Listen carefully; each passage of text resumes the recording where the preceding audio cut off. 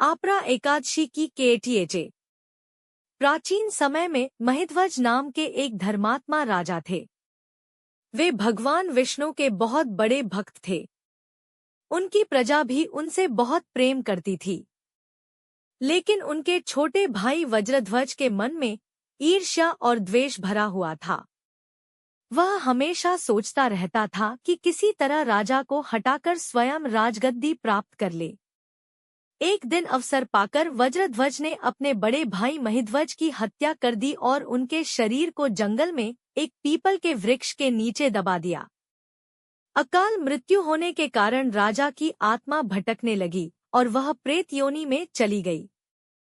वह आत्मा बहुत दुखी रहती और जंगल में आने जाने वालों को परेशान करती। कुछ समय बाद उस जंगल से एक महान तपस्वी ऋषि गुजरे।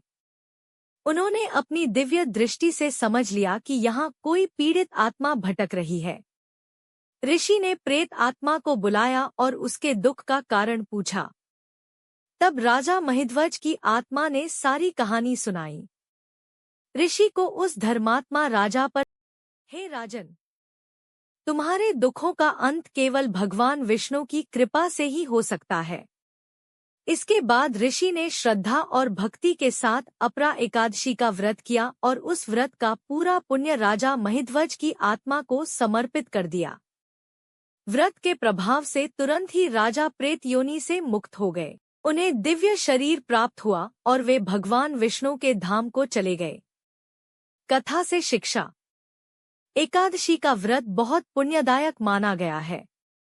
भगवान विष्णु की सच्चे मन से भक्ति करने पर सभी पाप नष्ट हो जाते हैं।